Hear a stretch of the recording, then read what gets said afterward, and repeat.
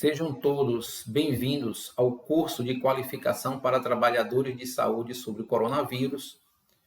Eu sou o professor Carlos Estrela, enfermeiro emergencista, e irei trabalhar o protocolo de suporte avançado de vida ao paciente suspeito ou confirmado com Covid-19 em situação de parada cardiorrespiratória nos seus aspectos gerais.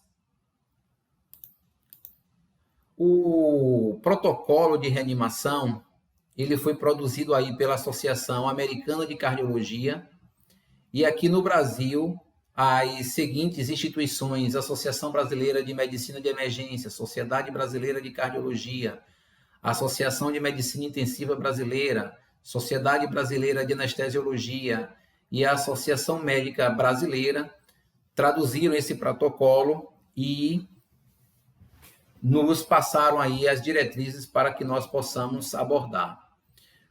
Uma vantagem do protocolo é que ele uniformiza as nossas condutas, facilita o processo de linguagem e torna as medidas de forma universais.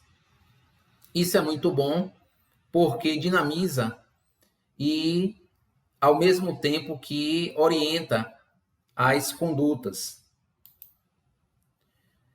Então, nos seus aspectos gerais, ele trata primeiro sempre da questão da segurança da equipe, onde é iniciar sempre com a questão da segurança do profissional que vai realizar o procedimento.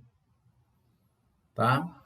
Então, a paramentação é um item muito importante e que ela recomenda não iniciar a reanimação antes da paramentação completa da equipe. Outro detalhe muito importante é restringir o número de profissionais e curiosos. Eu digo isso porque a tentativa de reanimação ela não se dá apenas em ambiente mais restrito, como de UTI e sala vermelha, mas isso pode acontecer diante de uma situação na sala da emergência. E a emergência é um setor mais aberto. Inclusive, eu apresento aqui uma sugestão minha, é que nesses ambientes abertos, o leito destinado à reanimação de paciente, quando eu digo reanimação de paciente, não quero dizer especificamente em parada cardiorrespiratória, mas o primeiro atendimento ao doente grave, né, a gente diz que estamos reanimando o paciente, ele seja isolado.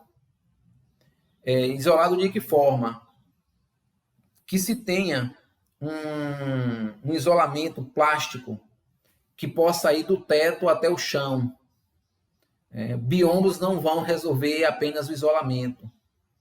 Por quê? Porque durante a tentativa de reanimação específica na parada, o que mais acontece de risco é a possibilidade de contaminação pelas partículas de aerosóis que são eliminadas durante os procedimentos.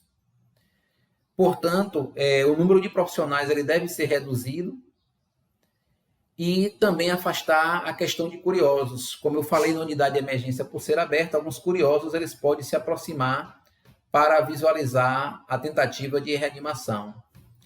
Então, uma sugestão que eu dou é justamente criar essa barreira aí para não só apenas a questão visual, mas a questão de evitar também que isso se dissemine no ambiente da emergência, contaminando a outros pacientes e a outros profissionais.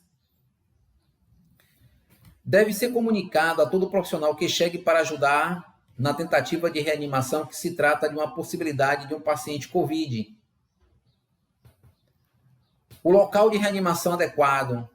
O protocolo recomenda que deva ser por pressão negativa. Salvo os ambientes específicos, como de UTI e sala vermelha, que possam ter uma climatização adequada, no ambiente da emergência já não garantimos, já não temos esse suporte. Portanto, eu recomendo isso que eu falei anteriormente, da questão do isolamento com um material plástico, isolando aí o leito de reanimação. E um outro detalhe é que o risco de contaminação ele não acontece apenas durante o procedimento da tentativa, tá? Inclusive, pós tentativa de reanimação, esse risco ainda existe, as partículas ficam no ar. O protocolo cita que essas partículas podem ficar no ar em até 1 hora. Eu já vi outras pesquisas também apontando que por até 3 horas essas partículas ainda ficam em suspensão. Portanto, o risco da contaminação não acontece durante o procedimento da reanimação, mas tempos após a tentativa de reanimação, esse risco ainda existe. Portanto, a equipe deve ter cuidado de manter sempre a paramentação. Outro cuidado que eu quero chamar a atenção é que isso, na realidade, já existia antes do surgimento da pandemia, que o protocolo já apontava que em casos de ambientes, intra-hospitalar, quando eu digo intra-hospitalar, na realidade, de unidades fixas, mas isso não é só o hospital, isso pode ser uma UPA, isso pode ser o pronto-socorro. O primeiro item é a vigilância. Então, eu destaco isso aqui, porque o próprio protocolo também fala isso, de ficar atentos aos pacientes com risco de deterioração clínica, onde se deve fazer intubação precoce nesses casos, diante das suas indicações, evitando que se faça o procedimento da intubação durante o procedimento da reanimação, porque, como eu já disse, o risco da contaminação ele é muito grande durante o procedimento das compressões torácicas, principalmente aí da ventilação. Portanto, toda atenção possível aos pacientes com risco de agravamento e evolução para a PCR. Um outro item também muito importante e que isso pode ter uma dificuldade entre os profissionais é a questão da não reanimação. Então, o protocolo diz que deve sempre se levar em consideração os benefícios ao paciente, a segurança e a exposição da equipe e o potencial de futilidade das manobras de reanimação. A reanimação cardiopulmonar deve ser sempre realizada, a menos que diretivas previamente definidas indiquem o contrário. Então, isso deve ser pensado e deve estar bem claro para as equipes que estejam no plantão. As decisões e diretivas de não reanimação cardiopulmonar devem estar adequadamente documentadas e ser comunicadas à equipe. Os cuidados paliativos de terminalidade devem seguir a política local e institucional.